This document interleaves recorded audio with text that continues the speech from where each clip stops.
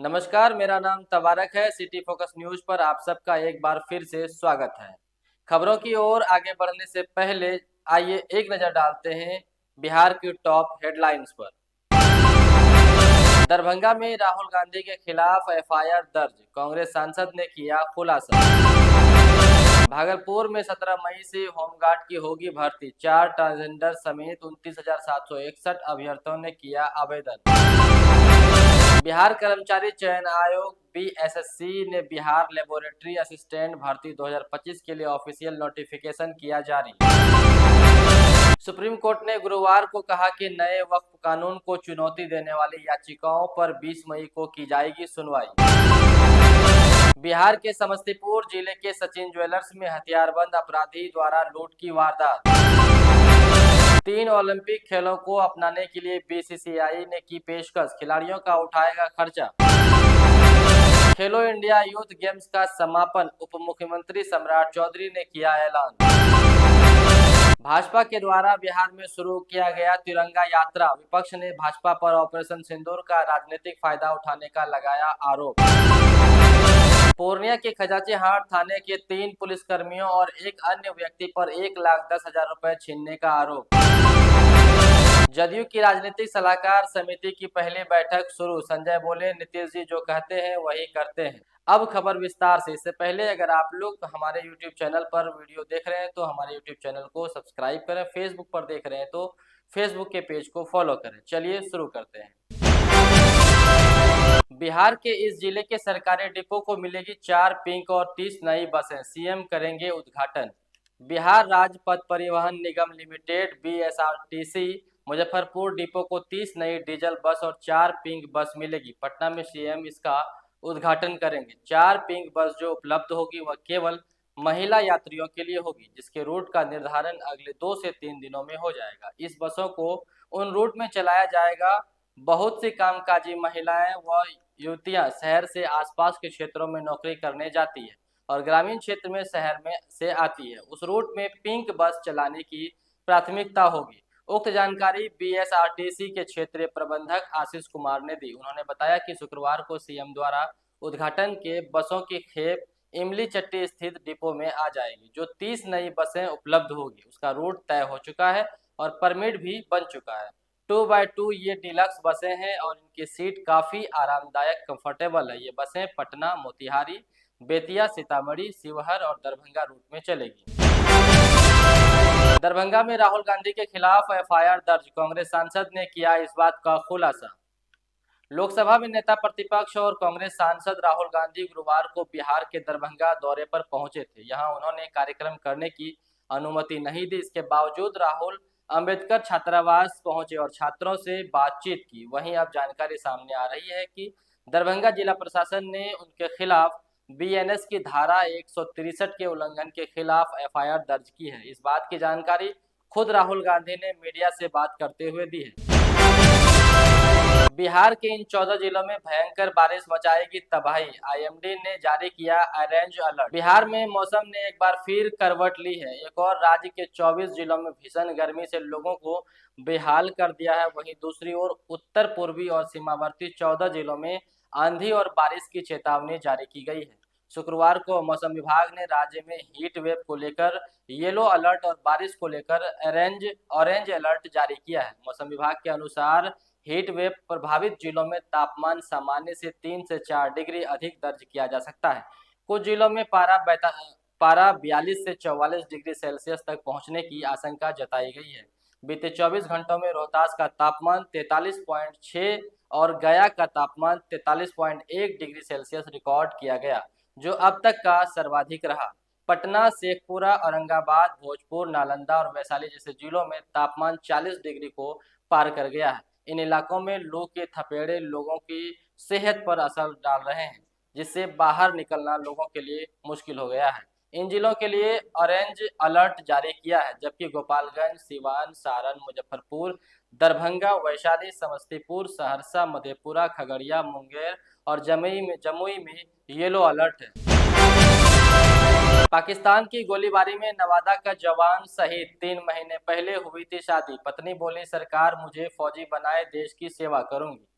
जम्मू कश्मीर के लेह में तैनात बिहार के नवादा के जवान मनीष कुमार ड्यूटी के दौरान शहीद हो गए। 14 मई की सुबह लेह में वो ड्यूटी पर तैनात थे। पाकिस्तान की तरफ से हुई गोलीबारी में वो शहीद हो गए।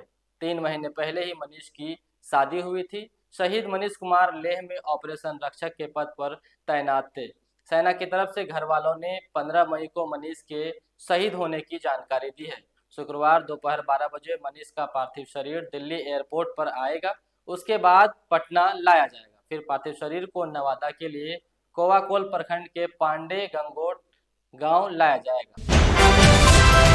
खेलो इंडिया यूथ गेम्स का समापन उप मुख्यमंत्री सम्राट चौधरी ने किया ऐलान। 7वें खेलो इंडिया यूथ गेम्स के समापन की घोषणा सम्राट चौधरी ने कहा, मैं 7वें खेलो इंडिया यूथ गेम्स के समापन की घोषणा करता हूं। उप मुख्यमंत्री सम्राट चौधरी द्वारा कहे गए इन शब्दों के साथ खेल महाकुंभ खेलो इंडिया यूथ गेम्स 2025 का गुरुवार को समापन हो गया।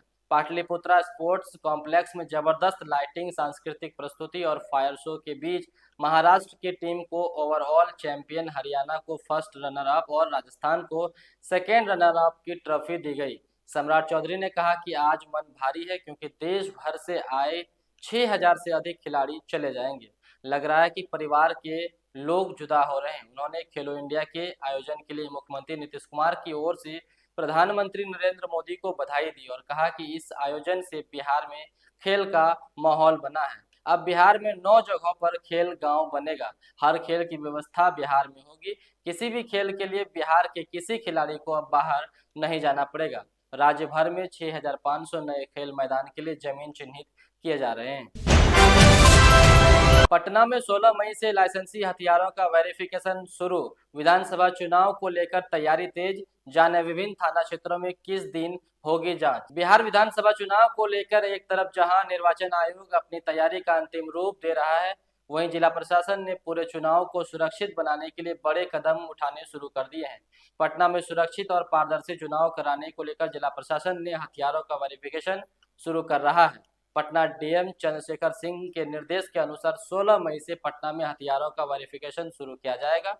जितने भी लोगों को लाइसेंसी हथियार दिए गए हैं उनका वेरिफिकेशन 16 मई से लेकर 29 मई तक कर लेना होगा। निर्देश दिया गया है कि सभी लोग अपने संबंधित थानों में सुबह 10 बजे से लेकर शाम 5 बजे तक जाकर अपने हथियार का वेरिफिकेशन कर ले। जो व्यक्ति अपने हथियारों का वेरिफिकेशन नहीं कराएगा उनके खिलाफ आयुध अधिनियम 1959 और आयुध अधिनियम 2016 के तहत अनुज्ञप्ति रद्द किए जाने की कार्रवाई की जा सकती है। जाने किस दिन किन किन थानों में होगी वेरिफिकेशन। सभी थानों में अलग अलग तारीखों को वेरिफिकेशन किया जाएगा। 16 और 17 मई को सदर, फुलवारी शरीफ, जानीपुर, बेऊर, परसा बाजार, पिपलावा, गांधी मैदान, पीर बहोर, कदम कुआं, सचिवालय, गर्दनीबाग, हवाई अड्डा, शास्त्री नगर, श्री कृष्णापुरी, कोतवाली, बुद्धा कॉलोनी, राजीव नगर, पाटलिपुत्रा, दीघा, कंकड़बाग, पत्रकार नगर, जक्कनपुर, रामकृष्ण नगर, गोपालपुर, गौरी चौक में वेरिफिकेशन होगा। 19 और 20 मई को पटना सिटी, आलमगंज, सुल्तानगंज, आदमकुआं, मेहदीगंज, खाजे कला, बाईपास चौक, माल सलामी, दीदारगंज, नंदी थाना, फतुहा, दनियावा, खुसरोपुर, शाहजहांपुर, बहादुरपुर में वेरिफिकेशन होगा। 21 एवं 22 मई को दानापुर, रूपसपुर, खगौल, शाहपुर, मनेर, बिहटा, नौबतपुर, अकीलपुर में वेरिफिकेशन होगा। वहीं 23 और 24 मई को पालीगंज, विक्रम, दुल्हिन बाजार, रानी तालाब, सिगोड़ी, खीड़ी मोड़।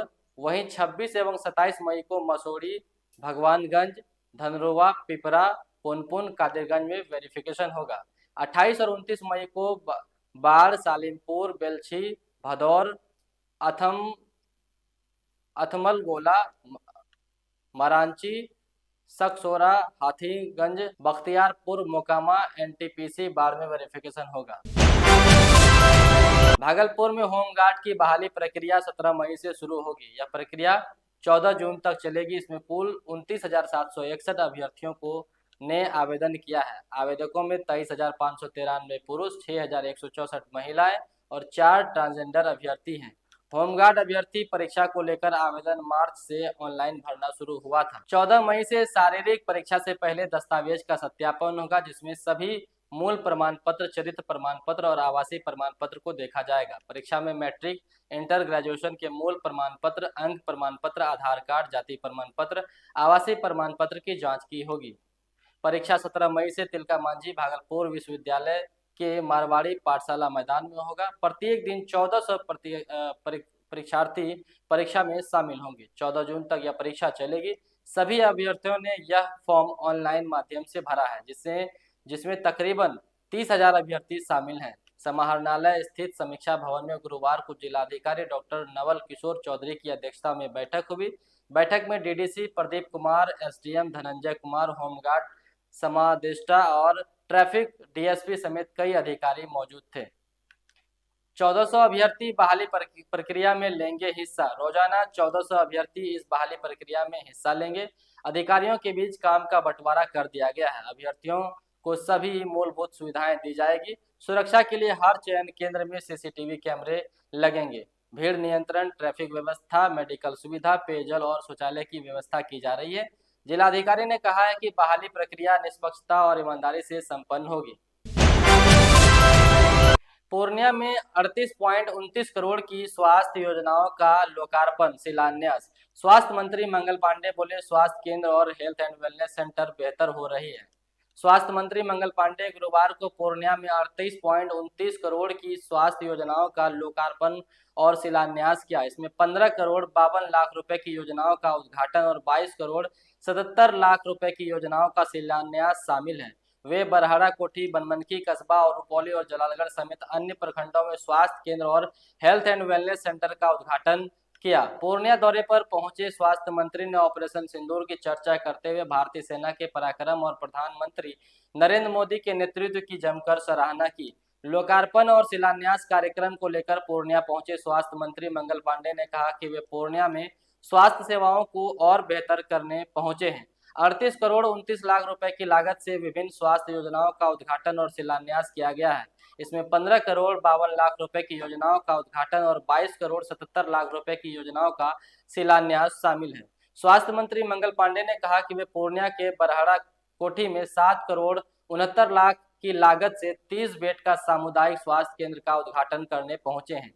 बी कोठी से ही जिले के अन्य प्रखंडों बने अतिरिक्त प्राथमिक स्वास्थ्य केंद्र व हेल्थ एंड वेलनेस सेंटर का भी उद्घाटन किया गया। बनमनखी में 1 करोड़ 16 लाख की लागत से मातृ शिशु देखभाल इकाई का उद्घाटन हुआ है। पूर्णिया में लूट अगवा करने की नियत से पहुंचे थे, असफल होने पर की 3 राउंड की फायरिंग। पूर्णिया में बदमाशों ने सरकारी स्कूल के शिक्षक को गोली मार दी है। वारदात को अपाची बाइक पर सवार हथियारों से लैस 2 बदमाशों ने अंजाम दिया। एक के चेहरे पर हेलमेट जबकि दूसरे ने मास्क लगाया रखा था। बदमाश शिक्षक के साथ लूटपाट और उसे अगवा करने की कोशिश में थे। इसमें असफल होने पर बदमाशों ने ताबड़तोड़ 3 राउंड फायरिंग की। इनमें से 2 गोली शिक्षक के कमर के निचले हिस्से में जा फंसी। घटना जानकी नगर थाना क्षेत्र के NH 107 से लगे नारायण विद्यालय चैनपुरा के पास की है। वारदात के बाद शिक्षक के चीखने की आवाज सुनकर आसपास के लोगों को मौके पर जुटता देख बदमाश हथियार लहराते हुए बाइक पर बैठकर भाग निकले। फायरिंग में जख्मी शिक्षक को आनन फानन में GMCH पूर्णिया में एडमिट कराया गया है, जहां उसकी हालत गंभीर बनी हुई है। बदमाशों की गोली से जख्मी शिक्षक की पहचान अररिया के भरगामा थाना क्षेत्र के टपरा टोली निवासी मोहम्मद बासिल के बेटे मोहम्मद जुबैद आलम के रूप में हुई है, जो पूर्णिया के जानकी नगर के चांदपुर भंगा स्थित मध्य विद्यालय चैनपुरा में बतौर शिक्षक के पद पर कार्यरत हैं। बिहार कर्मचारी चयन आयोग में 143 पदों पर भर्ती। बिहार कर्मचारी चयन आयोग BSSC ने बिहार लेबोरेटरी असिस्टेंट भर्ती 2025 के लिए ऑफिशियल नोटिफिकेशन जारी किया है। उम्मीदवार वेबसाइट bssc.bihar.gov.in पर जाकर आवेदन कर सकते हैं। कैटेगरी वाइज वैकेंसी की डिटेल की अगर हम बात करें तो सामान्य के लिए 56 पद, EWS के लिए 14 पद, पिछड़ा वर्ग BC 18 पद, अत्यंत पिछड़ा वर्ग EBC 27 पद, BC महिला 5 पद, अनुसूचित जाति 22 पद, अनुसूचित जनजाति 1 पद। कुल पदों की संख्या 143 है। वहीं अगर हम एजुकेशन क्वालिफिकेशन की बात करें तो मान्यता प्राप्त बोर्ड से विज्ञान स्ट्रीम के साथ 12वीं पास और एज लिमिट न्यूनतम 18 साल। सामान्य वर्ग पुरुष के लिए 37 साल, महिलाओं के लिए अधिकतम उम्र 40 साल। OBC EBC पुरुष व महिला के लिए अधिकतम 40 साल, ST SC के लिए अधिकतम 42 साल। फीस की बात करें तो सामान्य OBC EWS 540 रुपये, SC ST PH के लिए 135 रुपये।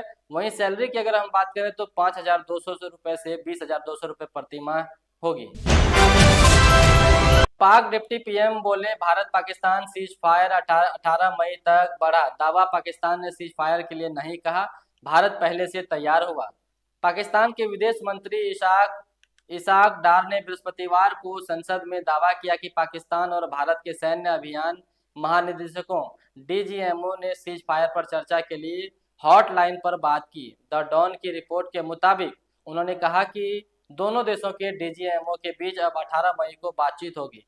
भारत और पाकिस्तान के बीच 4 दिन तक सीमा पार से ड्रोन और मिसाइल हमलों के बाद सैन्य संघर्ष रोकने के लिए 10 मई को सहमति बनी थी। इससे 12 मई तक बढ़ाया गया और 14 मई और फिर 18 मई तक किया गया। उन्होंने कहा कि दोनों देशों के बीच राजनीतिक वार्तालाप होगी और सभी समस्याओं का हल निकालने पर बात की जाएगी। उन्होंने कहा, हमने पूरी दुनिया को साफ कर दिया है कि हम हर मुद्दे पर खुलकर और पूरी बातचीत करने के लिए तैयार है। डार ने यह भी दावा किया कि पाकिस्तान ने सीज फायर की कोई मांग नहीं की थी।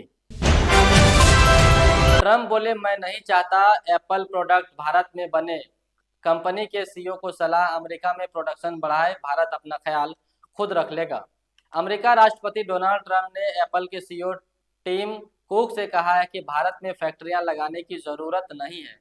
मैं नहीं चाहता हूं कि एप्पल के प्रोडक्ट वहां बनाए, इंडिया अपना ख्याल खुद रख सकता है। एप्पल CEO के साथ हुई इस बातचीत की जानकारी ट्रंप ने गुरुवार को कतर की राजधानी दोहा में बिजनेस लीडर्स के साथ कार्यक्रम में दी। उन्होंने कहा कि एप्पल को अब अमेरिका में प्रोडक्शन बढ़ावा होगा। वहीं ट्रंप ने कहा कि भारत ने हमें ट्रेड में 0 टैरिफ डील की पेशकश की है। उन्होंने कहा कि भारत हमसे ट्रेड में कोई चार्ज नहीं लेने को तैयार है। अमेरिकी बाजार में बिकने वाले 50% आईफोन भारत में बन रहे। एप्पल के CEO टिम कुक ने हाल ही में दिए गए एक इंटरव्यू में बताया कि अमेरिकी बाजार में बिकने वाले 50% आईफोन भारत में बन रहे हैं।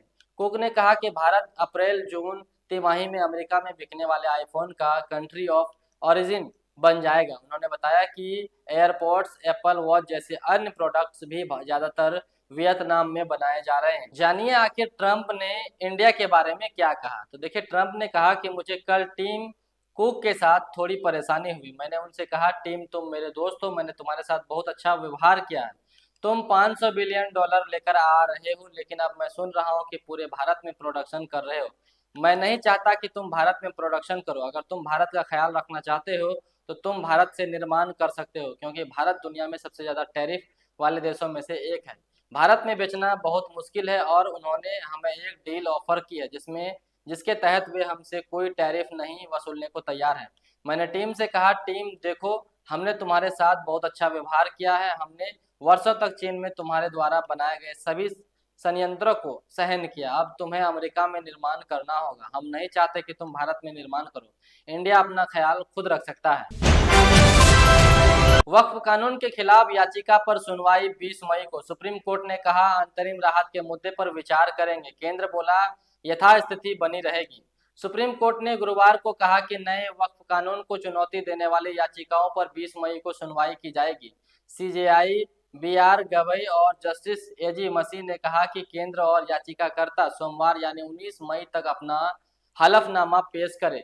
केंद्र की ओर से सॉलिसिटर जनरल तुषार मेहता और याचिकाकर्ताओं ने की ओर से कपिल सिब्बल ने दलीलें पेश की है। इससे पहले 5 मई को सुनवाई टल गई थी। बेंच ने कहा कि अंतरिम राहत दिए जाने के मुद्दे पर हम 20 मई को विचार करेंगे। दोनों पक्षों के वकीलों ने कहा था कि याचिकाओं के मुद्दे पर नजर डालने के लिए न्यायाधीशों को कुछ और वक्त की आवश्यकता हो सकती है। केंद्र ने भी कहा कि जब 20 मई को सुप्रीम कोर्ट मामले को सुन रहा है, तब कानून के अहम प्रावधान लागू नहीं होंगे, यथास्थिति बनी रहेगी। याचिका में 3 बड़ी सबूत हैं। कानून संविधान के अनुच्छेद 14, 15, 25, धार्मिक स्वतंत्रता 26, धार्मिक मामलों के प्रबंधन की स्वतंत्रता 29, अल्पसंख्यक अधिकार और 300 संपत्ति का अधिकार का उल्लंघन करता है। वक्फ बोर्ड में गैर मुसलमानों को शामिल करना और डिस्ट्रिक्ट कलेक्टर को वक्फ संपत्ति का फैसला करने का अधिकार देना सरकारी दखल अंदाजी को बढ़ाता है। यह कानून मुस्लिम समुदाय के साथ भेदभाव करता है, क्योंकि अन्य धार्मिक ट्रस्टों पर समान प्रतिबंध नहीं है। भाजपा के द्वारा बिहार में शुरू किया गया तिरंगा यात्रा। विपक्ष ने भाजपा पर ऑपरेशन सिंदूर का राजनीतिक फायदा उठाने का लगाया आरोप। जम्मू कश्मीर के पहलगाम में हुए आतंकी हमले के बाद भारतीय सशस्त्र बलों ने 7 मई को ऑपरेशन सिंदूर शुरू किया, जिसके तहत पाकिस्तान और पाकिस्तान के कब्जे वाले कश्मीर में आतंकी शिविरों को निशाना बनाया गया। इस हमले में 26 लोग मारे गए थे। बिहार में भाजपा 14 मई से तिरंगा यात्रा शुरू कर दी है। यह मार्च राज्य के सभी मंडलों और ब्लॉकों में आयोजित किया जा रहा है। सभी पार्टी सांसद, विधायक और जिला और ब्लॉक अध्यक्ष अपने अपने क्षेत्रों और निर्वाचन क्षेत्रों में यात्रा का समन्वय करेंगे। पार्टी के वरिष्ठ नेता 23 मई तक पूरे राज्य में जुलूसों का नेतृत्व करेंगे। राज्य भाजपा अध्यक्ष दिलीप जायसवाल ने मंगलवार को मीडिया को बताया। उन्होंने कहा कि ऑपरेशन सिंदूर प्रधानमंत्री नरेंद्र मोदी के आतंकवादियों को उनके सुरक्षित ठिकानों में खत्म करने के लिए स्पष्ट संकल्प का प्रदर्शन है। आधी रात को पुलिस वाले बने लुटेरे, 1,10,000 की छिनतई में खानी पड़ी जेल की हवा। बिहार पुलिस में नौकरी करने वाले एक एएसआई, 2 कांस्टेबल और एक शख्स ने मिलकर लूटपाट की घटना को अंजाम दिया है। पूर्णिया के खजाची हाट थाने के 3 पुलिसकर्मियों को और एक अन्य व्यक्ति पर 1,10,000 रुपए छीनने का आरोप लगा है। इस मामले में एसपी ने कार्रवाई करते हुए तीनों पुलिसकर्मियों को निलंबित कर दिया है। साथ ही चारों आरोपियों को गिरफ्तार कर जेल भेज दिया गया है। ये घटना 13 मई 2025 की आधी रात को हुई थी। अभिनंदन यादव नाम के एक व्यक्ति ने इस संबंध में शिकायत दर्ज कराई थी। अभिनंदन यादव कस्बा थाने के मोहने गांव के रहने वाले हैं। उन्होंने 14 मई 2025 को केहाट थाने में एक आवेदन दिया था। उन्होंने निष्पक्ष जांच की मांग की थी। अपनी शिकायत में उन्होंने बताया कि 13 मई 2025 की रात लगभग 12 बजे जब वो चुन्नी उरांव चौक के पास थे, तब पुलिस की वर्दी में कुछ लोग और एक अन्य व्यक्ति पुलिस वाहन में आए। उन्होंने उनसे 1,10,000 रुपए छीन लिए और उन्हें धमकियां भी दी। पीड़ित ने थाने में आरोपियों के हुलिया और पोशाक के बारे में जानकारी दी। मामले की गंभीरता को देखते हुए पुलिस ने तुरंत जांच शुरू कर दी। पूर्णिया के पुलिस अधीक्षक कार्तिकेय शर्मा ने बताया कि मामले की संवेदनशीलता को देखते हुए जांच शुरू की गई। इस मामले की संवेदनशीलता और गंभीरता को देखते हुए मामले की जांच प्रारंभ की गई। कोटा में 16 साल के छात्र ने की आत्महत्या।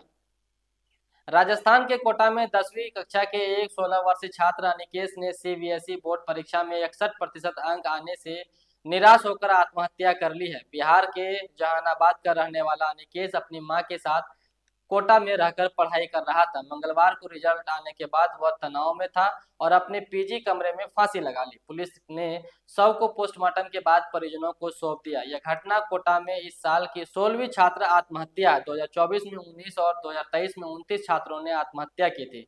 विशेषज्ञों का कहना है कि पढ़ाई का दबाव, पेरेंट्स की अपेक्षाएं और मानसिक स्वास्थ्य की अनदेखी इसके प्रमुख कारण है। कोटा प्रशासन ने कोचिंग सेंटर्स के लिए गाइडलाइंस और एंटी हैंगिंग डिवाइस जैसे कदम उठाए हैं, लेकिन मामला थम नहीं रहा। बलूचिस्तान में पहली हिंदू महिला असिस्टेंट कमिश्नर बनी कशिश चौधरी। पाकिस्तान के बलूचिस्तान प्रांत में 25 वर्षीय कशिश चौधरी ने इतिहास रचते हुए पहली हिंदू महिला असिस्टेंट कमिश्नर बनने का गौरव हासिल किया। चगई जिले के नौसकी की रहने वाली कशिश ने बलूचिस्तान लोक सेवा आयोग बीपीएससी की परीक्षा पास कर यह मुकाम हासिल किया। सोमवार को कशिश ने अपने पिता गरधारी लाल के साथ मुख्यमंत्री सरफराज बुख्ती के मुलाकात की ओर से कहा कि वह महिलाओं और अल्पसंख्यकों में के सशक्तिकरण और प्रांत के विकास के लिए काम करेगी। उनके पिता एक व्यापारी ने बेटे की मेहनत पर गर्व जताया। मुख्यमंत्री बुख्ती ने कशिश को देश और बलूचिस्तान के लिए कर्ज का प्रतीक बताया। कशिश की इस उपलब्धि ने पाकिस्तान में हिंदू समुदाय, खासकर महिलाओं के लिए प्रेरणा का काम किया है। लखनऊ में सेना भर्ती के नाम पर 6 लाख की ठगी, आरोपी गिरफ्तार। सेना में नौकरी दिलाने का झांसा देकर एक पूर्व हवलदार ने 6 लाख रुपए की ठगी का मामला सामने आया है। लखनऊ के दानापुर थाना क्षेत्र में 29 अप्रैल 2025 को पीड़ित ने ठगी की शिकायतें दर्ज कराई थी। आर्मी इंटेलिजेंस और पटना पुलिस की संयुक्त कार्रवाई से 15 मई को आरोपी को गिरफ्तार कर लिया गया है। आरोपी ने मिलिट्री इंजीनियरिंग सर्विसेज में नौकरी दिलाने का वादा कर पूर्व हवलदार से कई किस्तों में 6 लाख रुपए वसूले थे। जांच में फर्जी दस्तावेजों का इस्तेमाल सामने आया है। 31,000 रुपए की ठगी का खुलासा हुआ है। पुलिस ने आरोपी के पास से ठगी की रकम और फर्जी दस्तावेज बरामद किए हैं। मामले की आगे की जांच जारी है। बिहार में 4 से 15 मई तक चले खेलो इंडिया यूथ गेम 2025 का गुरुवार रंगारंग समापन हुआ। खेलो India youth game 2025 Maharashtra champion Bihar ने जीते 36 पदक। बिहार में 4 से 15 मई तक चले खेलो इंडिया यूथ गेम्स 2025 को गुरुवार को रंगारंग समापन हुआ। महाराष्ट्र ने 58 स्वर्ण, 47 रजत और 53 कांस्य सहित कुल 158 पदक जीतकर ओवरऑल चैंपियन का खिताब हासिल किया। हरियाणा 29 स्वर्ण सहित 112 पदकों के साथ दूसरे और राजस्थान 24 स्वर्ण सहित 62 पदकों के साथ तीसरे स्थान पर रहा। मेजबान बिहार ने शानदार प्रदर्शन करते हुए 7 स्वर्ण, 11 रजत और 18 कांस्य सहित कुल 36 पदक जीते, जो पिछले साल की तुलना में 620% की वृद्धि है। पटना, राजगीर, गया, भागलपुर और बेगूसराय में आयोजित इस टूर्नामेंट में 28 खेलों में 10,000 से अधिक एथलेटिकों ने हिस्सा लिया। समापन समारोह में केंद्रीय खेल राज्य मंत्री रक्षा खड़से और बिहार के उप मुख्यमंत्री सम्राट चौधरी मौजूद थे। पाकिस्तान ने बढ़ाई दिल्ली एनसीआर की मुश्किलें, धूल ने बिगाड़ी हवा की गुणवत्ता। दिल्ली एनसीआर में पाकिस्तान और राजस्थान से आई धूल ने हवा की गुणवत्ता बिगाड़ दी है। दृश्यता घटकर 1200 मीटर तक पहुंच गई और AQI 292 हो गया है। मौसम विभाग के अनुसार हवा की गति धीमी होने से धूल जमी रही। आने वाले दिनों में AQI मध्यम से खराब रह सकता है। दिल्ली एनसीआर वासियों के लिए बृहस्पतिवार की सुबह नई मुसीबत लेकर आई। आसमान में फैली धूल की चादर ने सिर्फ सूरज की रोशनी को ढक दिया, बल्कि सांस लेना भी लोगों का मुहाल कर दिया है। जदयू की राजनीतिक सलाहकार समिति की पहली बैठक शुरू। संजय बोले, नीतीश कुमार जो कहते हैं वो करते हैं। जनता दल यूनाइटेड की नवगठित राजनीतिक सलाहकार समिति की पहली बैठक गुरुवार को पटना में हुई। जदयू के राष्ट्रीय महासचिव संजय कुमार झा ने कहा कि मुख्यमंत्री नीतीश कुमार जो कहते हैं वही करते हैं और उनकी विश्वसनीयता बिहार की ताकत है। बैठक में 2025 के बिहार विधानसभा चुनाव की रणनीति, संगठनात्मक मजबूती और नीतीश के विकास कार्यों को जन जन तक पहुंचाने पर चर्चा हुई। संजय झा ने केंद्र और राज्य सरकार की योजनाओं को गिनाते हुए कहा कि बिहार में शिक्षा, स्वास्थ्य और बुनियादी ढांचे में क्रांति आई है। समिति में वरिष्ठ नेता उपेंद्र कुशवाहा, ललन सिंह और खालिद अनवर शामिल थे। जदयू ने एनडीए के साथ मिलकर 2024 लोकसभा चुनाव में 12 सीटें जीती थी और अब 2025 में पूर्ण बहुमत का लक्ष्य रखा है। डेंगू और मलेरिया दिखते एक जैसे पर है ये अलग। गर्मियां शुरू होते ही मच्छरों का आतंक बढ़ जाता है। ऐसे में मच्छरों के काटने से कई गंभीर बीमारियों का खतरा धीरे धीरे बिहार में बढ़ते जा रहा है। उन्हीं में से डेंगू और मलेरिया एक जानलेवा बीमारी है। अगर समय पर इलाज न मिले तो मामला गंभीर हो सकता है। कई मामलों में तो मरीज की मौत तक हो जाती है। आज नेशनल डेंगू डे मनाया जा रहा है। इसका उद्देश्य लोगों को इस बीमारी के प्रति जागरूक करना है, साथ ही उन्हें इस बीमारी के प्रति बचाव के तरीके भी बताए जाते हैं। डेंगू एक फैलाने वाली बीमारी होती है। ज्वेलरी शॉप में बदमाशों ने की लूटपाट, दुकानदार के गले से सोने की चेन और अंगूठी छीनी, मोबाइल भी लेकर हुए फरार। बिहार के समस्तीपुर जिले में स्थित देसरी चौक पर एक ज्वेलरी शॉप में लूट की वारदात सामने आई है। गुरुवार दोपहर 3:30 बजे बाइक सवार 3 हथियारबंद अपराधी सचिन ज्वेलर्स में घुसे। दुकान मालिक पप्पू शाह अपने काउंटर पर बैठे थे। अपराधियों ने पहले लॉकर की चाबी मांगी। पप्पू शाह के मना करने पर एक अपराधी ने उनके गले से सोने की चेन छीन ली, दूसरे ने उसकी अंगूठी उतार ली। अपराधी काउंटर पर रखा मोबाइल फोन भी लेकर फरार हो गए। सीसीटीवी की जांच की जा रही है। सूचना मिलते ही विभूतिपुर थाना अध्यक्ष आनंद कुमार कश्यप दल बल के साथ मौके पर पहुंचे। रोसड़ा डीएसपी सोनम कुमारी ने भी घटनास्थल का निरीक्षण किया है।